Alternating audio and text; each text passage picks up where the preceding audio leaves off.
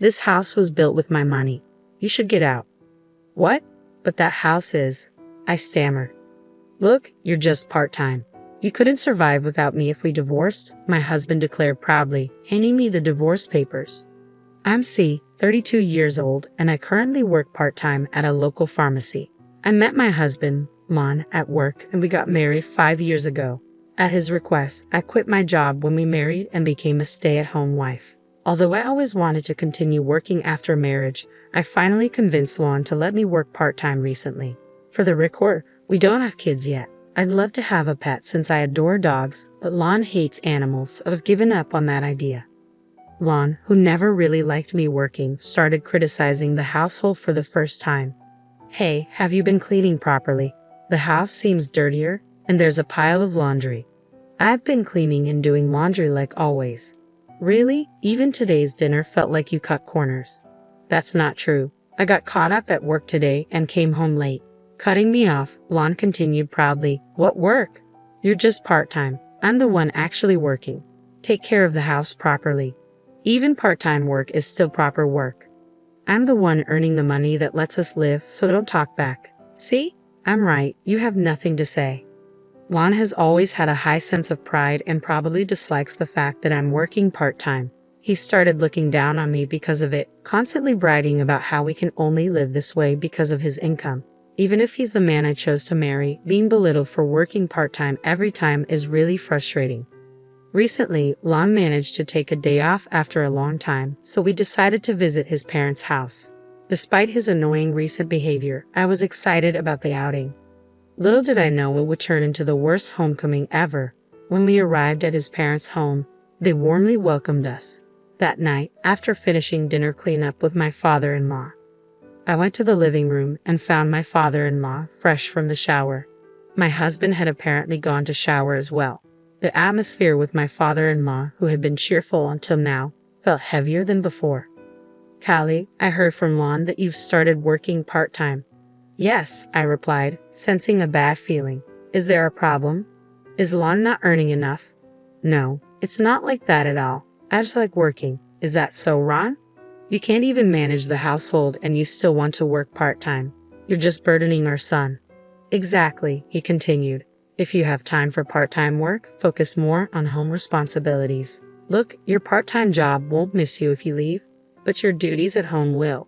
Lon works hard, and you don't feel ashamed of doing this?" My mother-in-law has been a stay-at-home mom since they got married, so my parents-in-law, and even Lon, think that's how it should be. They probably don't approve of me working after marriage.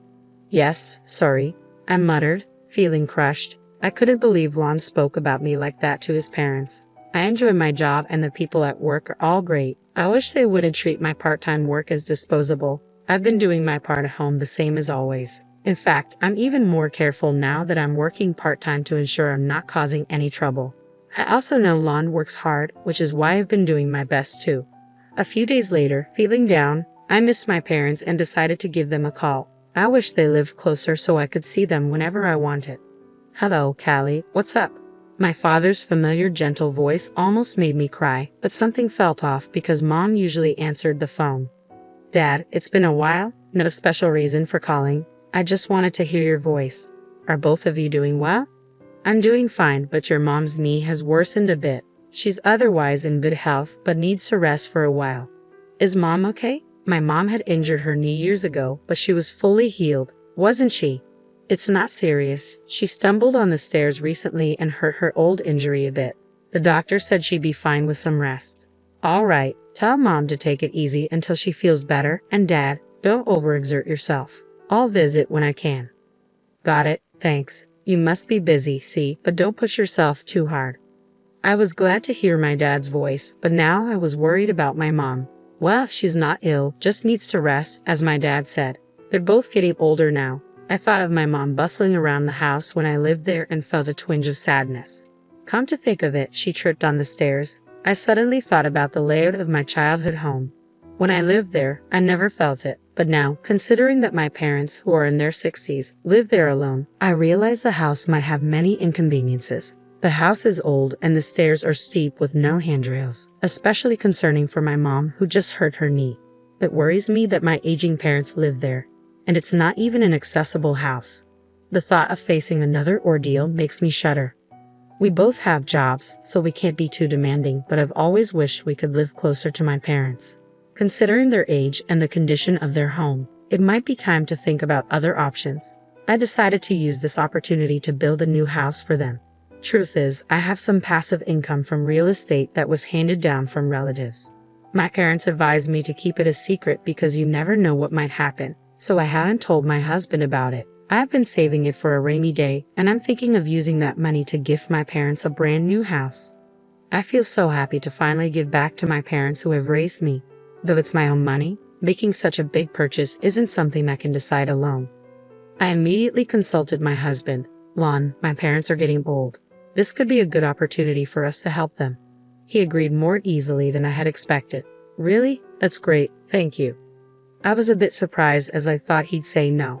Well, I'm not sure if you working part-time can actually pull this off. See, you're silent again. Can you really do it? I can, I replied. Do your best then. I was happy he agreed so quickly, but the way he belittled me for working part-time honestly made me angry. I thought my part-time job had nothing to do with it, but arguing would be a hassle, so I ended the conversation. The next day, I began making arrangements for my parents' new home. From then on, everything went smoothly with the contractors.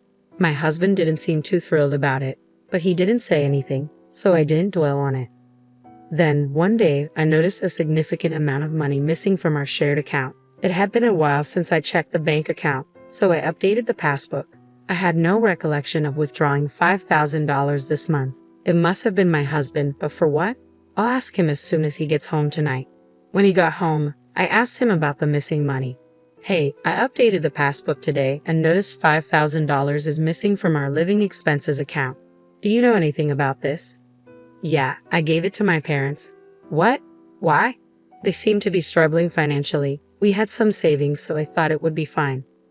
I didn't notice anything like that when we visited your parents' house last time. Maybe they acted normal so they wouldn't worry us. Got a problem with that? No, it's not like that. This is about household expenses. You could have at least consulted me. My words must have touched a nerve. My husband sharply retorted, It's my hard-earned money. I'll use it how I want. I don't need to consult you every time. You only work part-time and can't even handle things at home. You're getting a bit too high and mighty. Annoyed with my silence, my husband slammed the door and left the room. I always thought Lon left the house matters to me because he trusted me. I felt trusted, yet he didn't consult me this time either.